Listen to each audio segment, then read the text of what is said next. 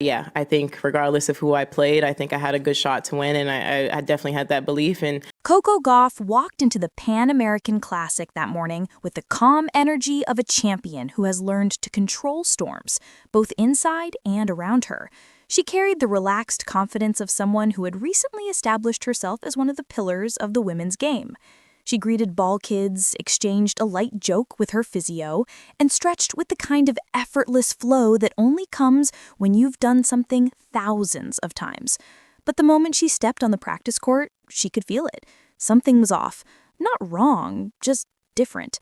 Across the net was Alex Eala, the young Filipino star whose fire had been rising ever since she burst into the top tier of the tour. Everyone knew she was fierce, but today her intensity was different. Sharper, heavier, more deliberate. Her warm-up shots cut through the air like she was already mid-match. Her footwork was quick, her expressions tight, and the sound of each ball off her racket was louder than usual, as if she was trying to send a message before the match even began.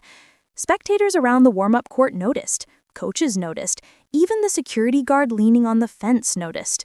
Coco's coach noticed most of all. He knew Coco's rhythms, her signature calm, the way she breathes during difficult mornings, the way she loosens her shoulders before a match. He could immediately tell that Ayala's energy wasn't just intense, it was purposeful. Coco kept warming up, but every few minutes her eyes flickered across the net. She didn't say anything, but the tension started to settle around them like fog. And then, in the middle of a routine exchange, the first small spark ignited. Eala fired a ball down the middle, hard, deeper than a warm-up ball normally should be. It zipped past Coco's leg. Eala paused and said it touched Coco. Coco shook her head. It was nothing, barely worth noticing. But in these elite environments, even the smallest misunderstandings can grow roots. Coco's coach leaned in from the sidelines and whispered something short. Coco nodded, tightened her expression, and refocused. That tiny moment, that quiet whisper, would later become one of the most replayed pieces of audio in tennis that week. The match began with an energy that felt like electricity under the surface. Eala came out blazing, striking winners down the line, ripping heavy cross courts, and stepping inside the baseline during returns. It was fearless tennis, and Coco responded the only way she knows how, with control, intelligence, and ice-cold composure. The rallies grew longer, the physicality increased, and the crowd leaned closer with every exchange. But the second set is where everything truly shifted. Midway through a long rally, Coco hit a deep shot that skimmed close to Ayala's shoe. Eala instantly stopped playing and claimed the ball touched her. Coco finished the point, confused as the crowd murmured. Eala walked to the umpire, pointing at her shoe, insisting the ball clipped it. The umpire said there was no clear evidence, and the point stood. That's when Eala muttered something under her breath. It wasn't loud, but Coco heard it. She straightened her posture. Her expression changed. A line had been crossed. Not aggressively, not intentionally perhaps, but emotionally. At the changeover, Coco sat down with fire still in her eyes. Her coach walked over and said the words that would echo around the world once the microphones picked them up. Don't respond. Don't let her pull you into this. Stay focused. Those lines, meant to calm Coco, did the opposite on the internet. Within hours, the clip went viral. Fans replayed it. Commentators dissected it. Some defended Coco, some defended Eala. Many argued. That's the nature of sports today. Moments don't stay moments. They become storylines. The match continued, but the emotional tone had changed. Every rally felt personal. Every winner felt like a statement. Every glare across the net carried history, even though that history was only minutes old. The handshake after the match was ice cold. Coco nodded briefly, Eala looked away quickly, and every camera captured it. What happened next transformed a small on-court drama into a full-blown international debate. Coco didn't speak to the media afterward. She didn't post on social media. She didn't clarify anything. She said absolutely nothing. And silence is louder than words. That silence lasted 48 hours, and during those 2 days, tennis media went wild.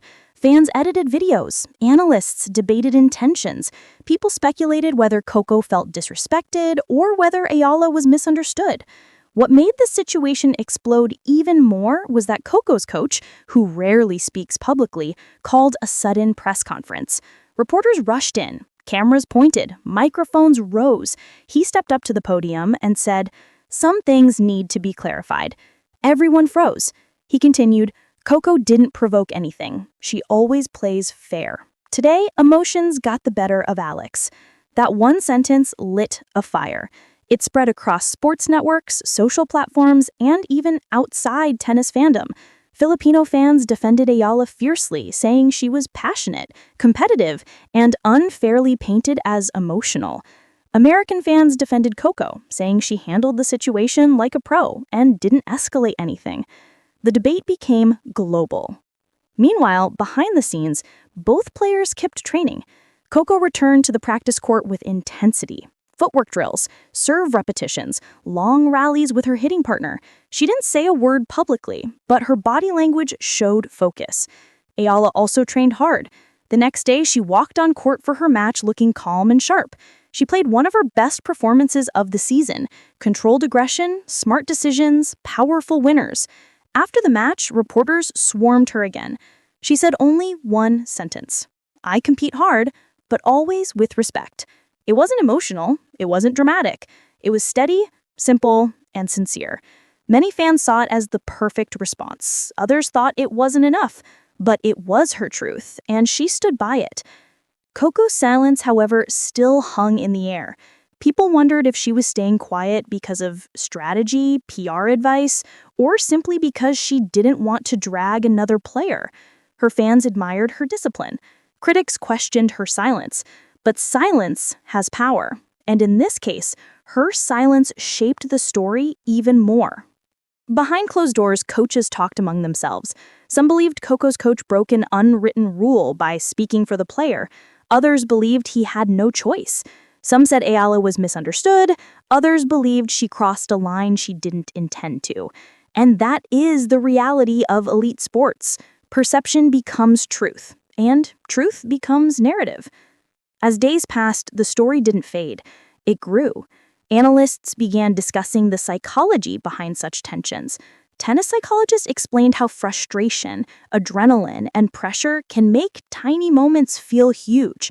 Former players shared their own stories of misunderstandings that turned into rivalries. And gradually, the storyline shifted from one controversial match to something bigger. Suddenly, commentators began referring to Coco Gauff versus Alexandra Eala as the unexpected new rivalry on the women's tour. Not because of insults, not because of bad blood, but because both players felt something that day. Pressure, pride, misunderstanding, fire, and those emotions don't vanish. And then something interesting happened. Highlights of their previous matches surfaced, their junior days, clips of them training at the same tournaments. People began noticing similarities. Both were young. Both were stars in their regions. Both carried the weight of expectations from their countries, and both played with emotion, just in different ways. In those comparisons, fans found a narrative they loved, the idea of two rising stars, each representing a different culture, different energy, and different style of tennis. The media leaned into it. Rivalries sell. They always have. Federer versus Nadal, Serena versus Sharapova, Djokovic versus Murray. Rivalries elevate the sport. And Gauff versus Eala suddenly became the rivalry that no one expected, but everyone was talking about. As weeks went by, both players continued improving.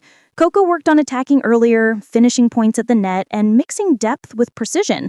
Eala worked on improving her serve, extending rallies, and managing emotional swings. Coaches on both sides used the incident as a teaching point, not in a negative way, but as an example of how emotions can fuel improvement. When they eventually crossed paths again at another tournament, the crowd buzzed before they even stepped onto the court. Commentators had pre-written storylines. Fans held their phones ready to record. Every glance, every gesture, every handshake was watched, and both players knew it. They carried history onto that court. The history of a moment that started with a warm-up misunderstanding. Their match that day was intense, but respectful. They played hard. They didn't talk. They barely looked at each other except before and after points. And that match was one of the highest viewed in that tournament, not because of rankings, but because of the emotional story behind it. Rivalries are not about hatred. They are about energy, tension, and the invisible threads connecting two athletes. And that's exactly what Coco and Alex now have. Two young stars, two different personalities, two different countries, and one unforgettable moment that tied their careers together. In the end, neither was the villain, neither was the hero. They were athletes in a pressure-filled moment. They were human, and that humanity, those emotions, that tension, is what makes sports beautiful. As seasons go on, fans will look forward to every match between them, every highlight, every rematch, every handshake, not because of drama, but because of what that drama created, a compelling, unforgettable rivalry that will follow them for years. And every time they meet, the world will remember that this rivalry didn't start with a trophy or a final. It started with a warm